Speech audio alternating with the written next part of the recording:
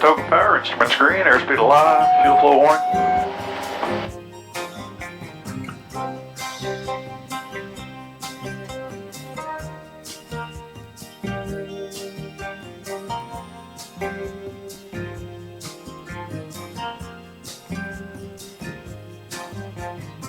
How's the right gear coming up?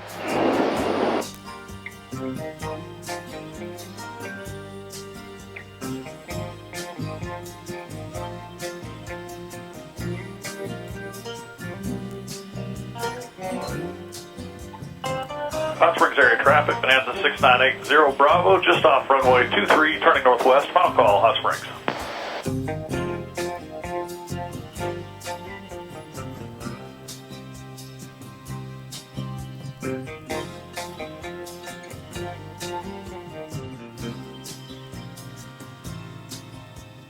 For 80 Bravo, Roger, maintain VFR on the Hot Springs, altimeter 3040.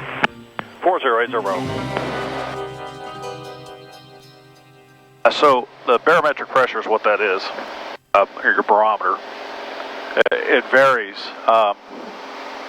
according to temperature and all that kind of stuff. So when we were there, I don't know if you heard it on the radio, but it said density altitude minus 700. Yep.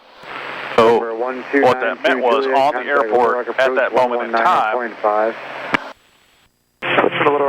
density altitude of the air was actually about 700 feet below where we were anyway. Okay. That's because it's so cold. So that's a good thing because that means we'll have even better performance. Because the guys fueled the plane up with 20 more gallons than I wanted them to. So we were a little fat. A little heavy. Well, we were in the zone, but we were a little fat. But nonetheless, the density altitude being where it was, I knew we still had the performance to get off, and it was no problem at all. But had it been a hot day and the density altitude was 4,000, 5,000, 6,000 feet, now that's a different story. Yeah. You got to do a little. We have to do math to figure that stuff out. Not as efficient. Right.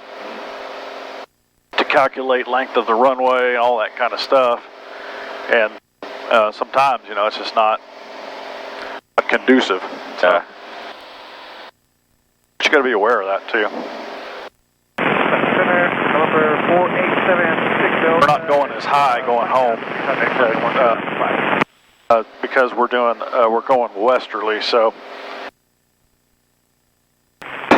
4876 Delta Memphis Center, radar contact. We're going to go at 6,500 feet instead of 55. So anytime you go west, east, west, you go at an even altitude.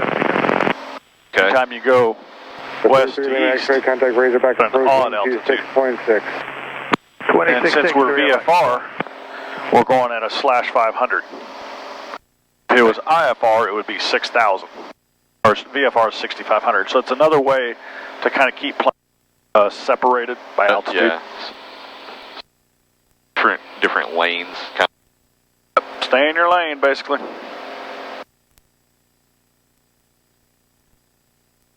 We'll go up to 6,500.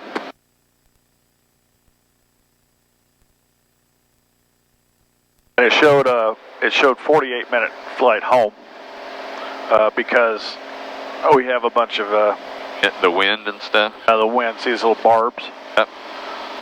It's going this way, so since we're kind of going into it, it'll give us a little bit of a slight headwind, not a lot, but a tiny bit of a headwind. Overall, the wind, whole area is kind of going that way. Yep. So when you're a longer flight, how do you know when to switch over? What do you mean? Well, to the different areas, like. Oh, they'll tell you. They'll call us up and say, hey, switch over to whatever radio. Ah, okay. I can look on here and kind of figure it out, but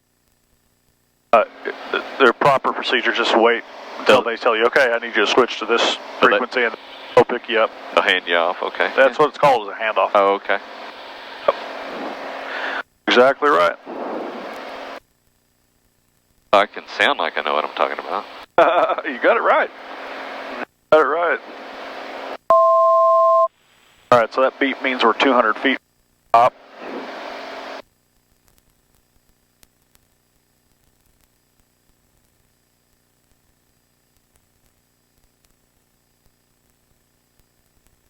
This plane can go up to 20,000 feet. Because it's a turbo. Contact forward center 123. It's a regular engine with a turbo on it. Normal aspirated regular engines go up that high. November 83 Juliet Tango. 83 Juliet Tango. 123.902. 23.902, 83 Juliet Tango. Thanks. Would that just be a weather thing that would it get up that high? Well, generally, or if you're wanting to go over mountains, you know. Roger, telecall number 3039. Sometimes the minimum altitude over a mountain is 17,000 feet or something, you know. Yeah, so you have to be rated. You have to be specially rated. Yeah. Yep. You can't go over 18,000 feet unless you're IFR rated. Oh, okay. Anything above 18,000 feet is the flight levels. That's for professional pilots. So, Delta. I rated that high. You can't go up there anyway. Yeah, 76 Delta. The primary reason people go up high is the wind. VFR aircraft it increases exponentially. Over Clarksville, I'm getting primary only on it. For instance, if you're going directly below you, east, most of the time the prevailing winds are from west to east. You might get a 50, 75, 80 knot tailwind. Yeah, and so boy, it'll really give you a push. Catch it, yeah. Catch it, oh, yeah, right. So that's the primary reason you would do that is the wind.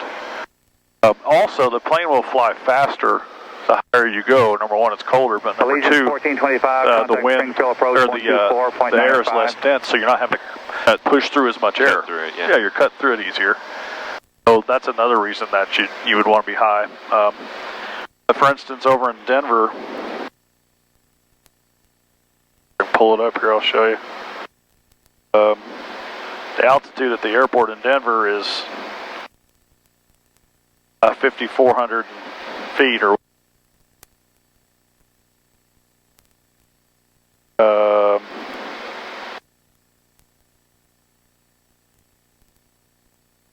Eagle, Colorado, or I'll do Aspen.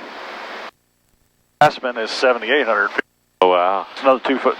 But there are certain peaks and mountaintops that I don't have it loaded, but the mountain may be at 15,000 some feet. You know, so turn 20 degrees right. You may want to go 17, 18,000 just to be sure you're clear and you're safe and all that kind of stuff. So when we took off, Shelly and I took out of Eagle, Colorado, which is right next to Aspen. Last year, we flew out over the mountains home. We came out at 17,500 feet. But when you go over 12,500 feet, you have to oxygen. You see these little things right here? Yeah. Oxygen connectors. So we wear tubes in our nose because the air is so thin.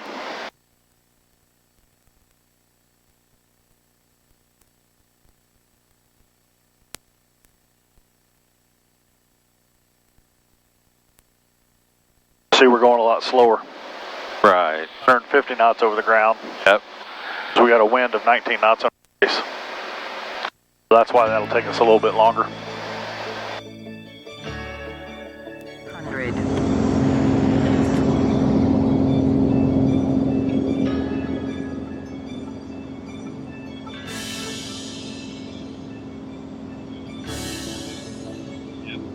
Minimums.